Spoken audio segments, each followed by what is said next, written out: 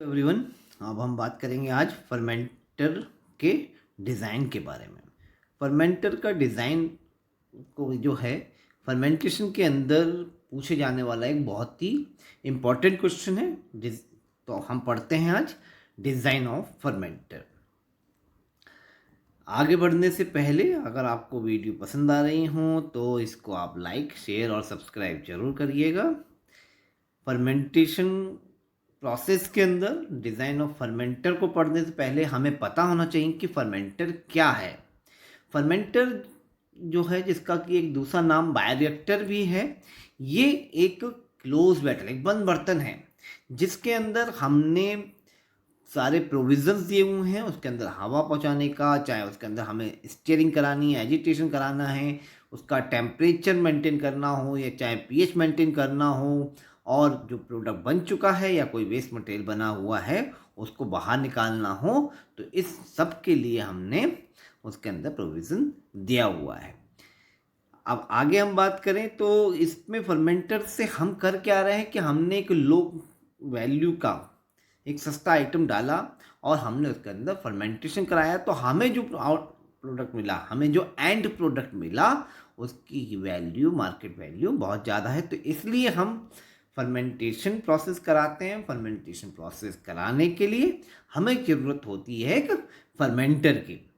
तो हम जो फर्मेंटर है वो किन किन चीज़ों को बनाने में यूज़ कर रहे हैं, वो हम फूड प्रोसेसिंग में यूज़ कर रहे हैं, वो फर्मेंटेशन में यूज़ कर रहे हैं, वेस्ट मटेरियल के ट्रीटमेंट में, जैसे कि जो पानी निकल रहा होता है वेस्ट वाटर इंडस्ट्री से, तो उसका पहले ट्रीटमेंट करना होता है, तो वो भी फर्मेंटर की हेल्प से हम कर सकते हैं। अब क्वेश्चन ये है कि बायोरिएक्टर और फर्मेंटर्स में क्या अंतर है। तो बिल्कुल सिंपल सी बात है कि बायोरिएक्टर में किसी भी तरीके की बायोलॉजिकल और केमिकल रिएक्शन हो सकती हैं, जबकि फर्मेंटर के अंदर, जैसा कि इसका नाम बता रहा है, केवल फर्मेंटेशन प्रोसेस ही होगा। बायोरिएक्टर क्या है? बायोरिएक्टर एक कंटेनर, ये बंद कंटेनर है जिसमें कि बायोलॉजिकल और केमिकल दोनों तरीके की रिएक्शन हो सकती हैं, जबकि फर्मेंटेशन के अंदर केवल फर्मेंटेशन होगा। दूसरा क्या है कि इस वेसल में जो प्रोडक्ट बन रहे हैं वो कोई भी प्रोडक्ट हो सकता है, वो कोई मेडिसिन हो सकती है, वो फार्मास्यूटिकल प्रोडक्ट हो सकता है, एंटीबॉडी हो सकती है, वेसल हो सकती है, मगर फर्मेंटर के अंदर जो प्रोडक्ट होगा वो फर्मेंटेशन से बनने वाला ही प्रोडक्ट होगा, जैसे लैक्टिक एसिड, जैसे इथेनॉल। दूसरी चीज़ जो सबसे ज़्यादा ज़रूरी है, हमें पता होना चाहिए कि बायोरिएक्टर तो अपने आप में एक बहुत बड़ी चीज़ हो गई। इसका जो पार्ट है फर्मेंटर, फर्मेंटर क्या है? फर्मेंटर एक बायोरिएक्टर ही है, ये भी एक बायोरिएक्टर का टाइप है। अब ideal properties of the good fermenter.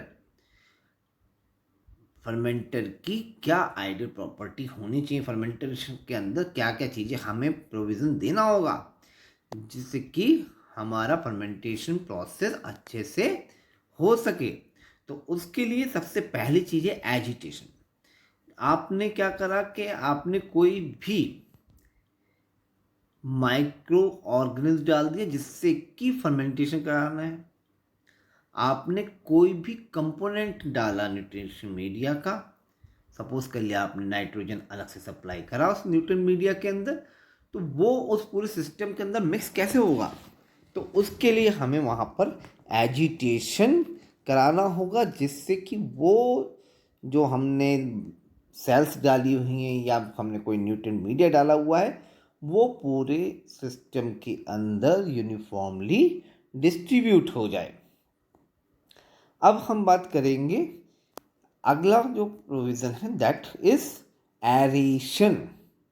Aeration में अगर एरोबिक बैक्टीरिया है, अगर एरोबिक बैक्टीरिया जिससे कि हम फर्मेंटेशन करा रहे हैं फर्मेंटर के अंदर, तब के केस में वहाँ पर एरेशन जरूरी है। एरेशन बोले तो एयर सप्लाई करना, एयर में जो चाहिए होगा उसको ऑक्सीजन चाहिए होगा, तो हम ऑक्सीजन भी कई बार सप्लाई कर सकते हैं। Next is the controller for the temperature, pH, pressure, aeration, nutrient feeding, liquid level etcetera. तो हमें इसमें कंट्रोलिंग डिवाइस लगानी है जो कि उसके टेम्परेचर को, जो न्यूट्रिएंट मीडिया लिया हुआ है उसकी पीएच को, अगर प्रेशर की बात करें प्रेशर को, ऑक्सीजन हमने पीछे बात करी ली, एयर हमने बात करी थी पीछे को, न्यूट्रिएंट मीडिया है तो उस न्यूट्रिएंट मीडिया में जो फीडिंग करानी है, जो भी हमें उसके अंदर कंपोनेंट देना है वो, और लिक्विड का लेवल उसको मेंटेन कराने के लिए we have to use controller for the temperature, pH, pressure, aeration, nutrient feeding, liquid level etcetera. Next is the sterilization and maintenance of the sterility. अगर हम कोई भी चीज़ डाल रहे हैं, कोई भी कंपोनेंट बाहर से इंट्रोड्यूस करा रहे हैं, तो ये बहुत ज़रूरी है कि वो स्टेलाइज्ड हो। कई बार देखा गया कि हमारा जो प्रोडक्ट था वो कंटामिनेटेड था, प्रोडक्ट जो था वो कंटामिनेटेड था, उसमें कोई माइक्रो ऑर्गेनिज्म आ गया तो उसने क्या करा, वो माइक्रो ज़्यादा डोमिनेंट है, वो ज़्यादा पावरफुल है, तो वो जो सिस्टम है उस सिस्टम के अंदर उस माइक्रो ऑर्गेनिज्म को मार देगा, उसकी जगह पे खुद आ जाएगा। तो जो हमें डिज़ायर्ड प्रोडक्ट चाहिए था या तो वो बना नहीं, या बना तो वो उस क्वालिटी का नहीं बना, क्वालिटी उसकी डिग्रेड हो गई। दूसरा, अब जो हमने स्टेरिलाइजेशन करा के हमने पूरा प्रोसेस स्टार्ट करा हुआ है, तो उस पूरे स्टेरिलिटी को हमें through out the process maintain करना होगा। तो ये एक आइडियल रिक्वायरमेंट के अंदर आता है। Next is the outlet to withdraw the cells और मीडियम। तो अगली चीज़ क्या है कि आउटलेट, जिससे कि हम जो भी हमारा कंपाउंड बना, जो भी हमारा वेस्ट प्रोडक्ट था उसको हम उसमें से विड्रॉ कर सकें, इसके लिए हमें ज़रूरी है एक outlet. Next is the design of the conventional fermenter. इस डिज़ाइन के लिए हमने यहाँ पे एक डायग्राम दिखाया हुआ है, एक पिक्चर दिखाई हुई है। इस पिक्चर में हमने सबसे पहले जो दिखाया है दैट इज़ द मीडिया। यहाँ से हम कोई भी न्यूट्रिशन मीडिया जो इस फर्मेंटर के अंदर, ये क्लोज वेसल दिखाई दे रहा है, इसके अंदर अगर कोई भी न्यूट्रिशन मीडिया चाहिए तब हम जो हैं इस मीडिया की हेल्प से न्यूट्रिशन की सप्लाई कर सकते हैं, न्यूट्रिशन मीडिया की सप्लाई कर सकते हैं। Next is the inoculum.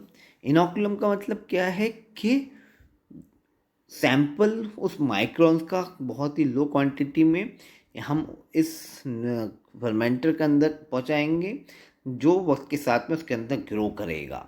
तो जो सैंपल है, जो माइक्रो ऑर्गन्स हैं इस फर्मेंटर के अंदर थ्रू दी इनोकुलम इंट्रोड्यूस कराए जाएंगे। कई बार क्या होता है, जब फर्मेंटेशन प्रोसेस चल रहा होता है फर्मेंटर के अंदर, तब देखा गया कि उसके अंदर जो है फोम की फॉर्मेशन हो जाती है, झाग बनने लगते हैं। उस झाग को रोकने के लिए हमें एंटी फोमिंग एजेंट फर्मेंटर के अंदर डालना होता है।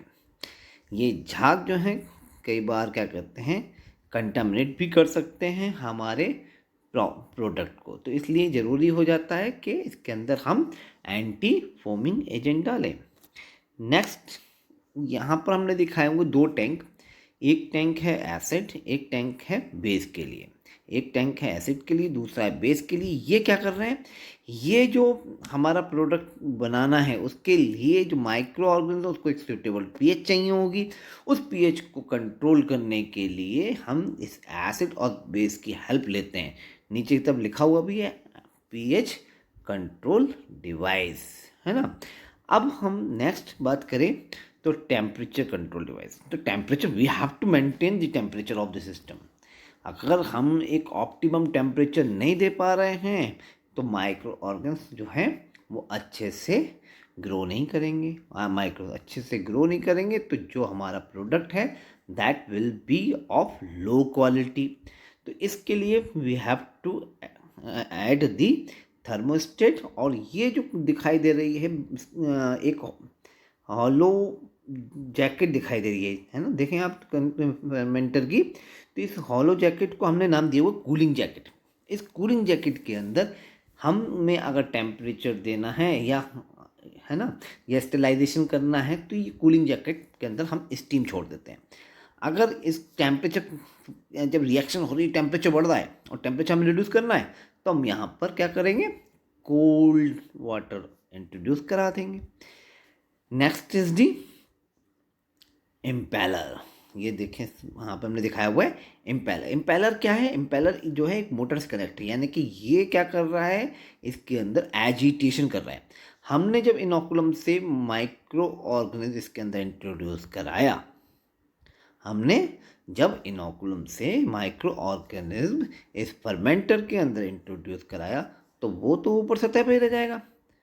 तो उसको तो हमने इस पूरे फर्मेंटर के अंदर डालना है, पहुंचाना है। तब के केस में हमें इस इम्पेलर को with the help of motor चला देंगे, इम्पेलर घूमने लगेगा और जो भी हमारा माइक्रो का सैंपल है वो पूरे सिस्टम के अंदर डिस्ट्रीब्यूट हो जाएगा और ग्रो करने लगेगा, डिस्ट्रीब्यूट होके। तो ये रोल है इस इम्पेलर का। अब जब ये इम्पेलर घूमेगा तो जो हमारा लिक्विड है, जो हमारा न्यूट्रिशन मीडिया है, उसमें क्या होगा, उसमें एक वॉर्टेक्स की फॉर्मेशन होगी। वॉर्टेक्स क्या है कि आप बाल्टी के अंदर जब पानी पड़ा हुआ हो, भरा हुआ हो, और उसको अगर हम हाथ से गोल गोल घुमा दें हाथ डाल के, तो उसमें क्या करने लगता है, भंवर बनने लगता है ना। उसको हम बोलते हैं वॉर्टेक्स। तो वो वॉर्टेक्स जो है उसको रोकने के लिए we have to add the baffles. ये बैफल्स क्या है, एक लंबी लंबी सी प्लेट है जो उस फर्मेंटर के अंदर लगी रहती हैं, है ना। तो ये क्या कर रही हैं, ये उस वॉर्टेक्स की फॉर्मेशन को होने से रोकती हैं। अगर वॉर्टेक्स की फॉर्मेशन होगी तो होगा क्या कि हमारा न्यूट्रिशन मीडिया बाहर आ सकता है, न्यूट्रिशन मीडिया कंटामिनेट भी हो सकता है ना। तो इसलिए हमने यहाँ पर बैफल्स ऐड किए हुए हैं। अब ये हमने दिखाया हुआ है स्पार्जर। स्पार्जर क्या है कि स्पार्जर जो है रिंग्स हैं, उसमें छोटे छोटे टिनी होल्स रहते हैं। उन होल्स में जब हम एयर इंट्रोड्यूस करते हैं, air at a very high pressure, तो वो एयर निकल के आएगी, वो इसके अंदर आ जाएगी। क्योंकि अगर क्या हम वहाँ पे हमें माइक्रो उसको एयर भी तो पहुँचानी है, ऑक्सीजन भी तो पहुँचानी है, तो उसके लिए हमने ये बैफल्स यहाँ पर लगा दिए हैं। Next is the outlet. Outlet से जो प्रोडक्ट बना, उस प्रोडक्ट को अगर हमें बाहर निकालना है तो we have to use this outlet. अब हम जल्दी जल्दी से बात करेंगे, जो भी डिज़ाइन में हमने इस कन्वेंशनल फर्मेंटर को पढ़ा उनके कंपोनेंट्स के बारे में डिटेल में बात करते हैं। Inlet for the media. Inlet for media क्या था, इनलेट फॉर द मीडिया जो हमने यूज़ करा था supply of the nutrient media, जो कि ज़रूरी था माइक्रो ऑर्गेनिज्म की ग्रोथ के लिए, उसके सर्वाइवल के लिए। दूसरा हमने बात करी इनोकुलम। इनोकुलम किस काम में आ रहा था, इनोकुलम सप्लाई कर रहा था किसकी, micro organism to the nutrient media, है ना, जो कि हमारा जो भी न्यूट्रिएंट मीडिया है, ऑर्गेनिक सबस्ट्रेट है, उसको डिग्रेड करेगा, एक फ्रूटफुल कंपाउंड में बनाएगा, है ना। Then cooling jacket. Cooling jacket के लिए हमने कहा था कि इसमें हॉलो रहती है, उसके अंदर हम हीट के लिए हम स्टीम इंट्रोड्यूस कर सकते हैं, कूलिंग वाटर इंट्रोड्यूस करा सकते हैं।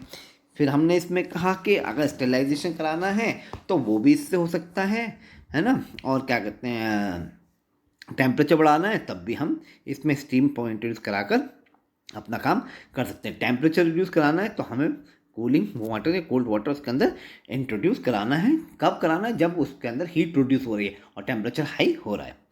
Next is the aeration system. Aeration system बहुत सारे माइक्रोन्स हमने तो थोड़े से डाले शुरू में, मगर वो जो है धीरे धीरे धीरे क्या होंगे, माइक्रोन्स बढ़ते चले जाएंगे। अब बढ़ते चले जाएंगे तो उनकी माइक्रोबियल पॉपुलेशन इतनी ज़्यादा हो गई कि बहुत ज़्यादा पास पास हो गए। अब उनको क्या चाहिए होगी, एयर चाहिए होगी। अब उन एयर की सप्लाई करने के लिए, उस एयर की सप्लाई करने के लिए हमें क्या करना होगा कि कहीं ना कहीं इसके अंदर एयर इंट्रोड्यूस करानी होगी, क्योंकि उनको ऑक्सीजन की ज़रूरत है, नहीं तो वो मरने लगेंगे, हमारा प्रोसेस जो है रिड्यूस हो जाएगा, है ना। तो we have to supply the air with the help of the sparger, है ना। स्पार्जर की हेल्प से काम हमने करा था। तो यहाँ पर ये जरूरी हो गया कि with the help of the aeration system we have to supply the oxygen throughout the culture medium using the aeration system. इसके लिए हमें क्या चाहिए, स्पार्जर चाहिए। स्पार्जर क्या है, ये एक रिंग है जिसमें कि छोटे छोटे होल्स होते हैं जिससे कि हम एयर को इंट्रोड्यूस कराते हैं। ये एयर जो है ये स्टेरिलाइज होना ज़रूरी है। स्टेरिलाइज नहीं होगी तो बाहर से कोई भी कंटेमिनेंट आकर हमारे पूरे प्रोडक्ट को ख़राब कर सकता है। ये जो एयर होती है वो हाई प्रेशर पर इंट्रोड्यूस कराई जाती है। हाई प्रेशर पर इंट्रोड्यूस कराएंगे तो वो throughout the nutrition media जो है न्यूट्रेंट कल्चर मीडिया में डिस्ट्रीब्यूट हो पाएगी। Then the air enter the fermenter as a series of tiny bubbles. छोटी छोटी बबल्स के फॉर्म में इसके अंदर जाती है, ऑक्सीजन डिफ्यूज हो जाती है लिक्विड कल्चर मीडिया में जिससे कि माइक्रोब्स को एयर मिल सके। Next is the impeller. Impeller क्या है, इम्पेलर एक एजिटेटिंग डिवाइस है जो कि ज़रूरी है स्टीयरिंग कराने के लिए फर्मेंटर का। स्टीयरिंग नहीं कराएंगे तो हमारे दो चीज़ों के लिए बहुत ज़रूरी है, तो वो चीज़ हमारी नहीं हो पाएगी। पहली चीज़ किसके लिए हमें इम्पेलर की ज़रूरत है या स्टीयरिंग की ज़रूरत है, ये जो एयर बनी, एयर हमने स्पार्जर से दी तो उसको थ्रू आउट दी मीडियम के अंदर क्या कर रहा है, ये क्या कर रहा है, उसको मिक्स करा रहा है। फिर दूसरा जो है, जो माइक्रोबियल सेल्स हमने इसमें डाल रहे हैं तो वो भी पूरे सिस्टम के अंदर थ्रू आउट दी डिस्ट्रीब्यूट हो सकते हैं, मिक्स हो सकते हैं। स्टीयरिंग की वजह से क्या हो रहा है कि हम कंफर्म हो जाते हैं कि माइक्रोबियल सेल्स जो हैं पूरे न्यूट्रिएंट मीडिया कल्चर मीडिया के अंदर डिस्ट्रीब्यूट हो गया। दूसरा जो ये हम इम्पेलर्स यूज़ कर रहे हैं ये जो हैं लगभग 1/3 होते हैं फर्मेंटर की डायमीटर के। नेक्स्ट हम बात करेंगे that is the baffles. Baffles हमने बताया था कि जबकि वॉर्टेक्स की फॉर्मेशन हो रही है, जब हमने इम्पेलर चलाए तो वॉर्टेक्स की फॉर्मेशन हो रही है, उस वॉर्टेक्स की फॉर्मेशन को रोकने के लिए और एरेशन को बढ़ाने के लिए, है ना। तो ये होती क्या है, ये एक मेटल स्ट्रिप होती हैं रफली 1/10 ऑफ द फर्मेंटर डायमीटर। ये मेटल स्ट्रिप हैं जो कि 1/10 हैं फर्मेंटर की डायमीटर की और जो कि रेडियली दीवार से अटैच रहते हैं। Last is the controlling device for the environmental factor. जो भी हम एनवायरमेंटल फैक्टर होते हैं, चाहे वो पीएच हो, चाहे टेम्परेचर हो, चाहे एरेशन हो, ये सारी चीज़ें हम ऑटोमेटिकली कंट्रोल कराते हैं, ऑटोमेटिकली कंट्रोल करा रहे हैं। तो ये डिवाइसेस इसमें फिटेड रहती हैं। वो किस चीज़ को मेंटेन करा रही हैं, टेम्परेचर को, ऑक्सीजन को, पीएच को, सेल्स मास को, जो भी लेवल चाहिए हमें न्यूट्रिएंट्स का उसको, और लास्टली जो है प्रोडक्ट के कंसंट्रेशन को मेंटेन कराती हैं। तो ओवरऑल हम यहाँ पर कहेंगे कि ये जो डिज़ाइन है फर्मेंटर का ये फ्रूटफुल है for the good growth of the micro organism के, जो हमने न्यूट्रिएंट मीडिया दिया हुआ है, जो भी हमने ऑर्गेनिक सब्सट्रेट दिया हुआ है उसको वो डिग्रेड कर सके और हमें एक अच्छा हाई वैल्यू का प्रोडक्ट दे सके। तो this is all about the design of the fermenter और ये बहुत ज़्यादा इम्पॉर्टेंट है, बहुत ज़्यादा पूछे जाने वाला क्वेश्चन है। Thank you all. और ये आपको वीडियो पसंद आ रही है तो इसको लाइक और शेयर ज़रूर करेंगे। धन्यवाद।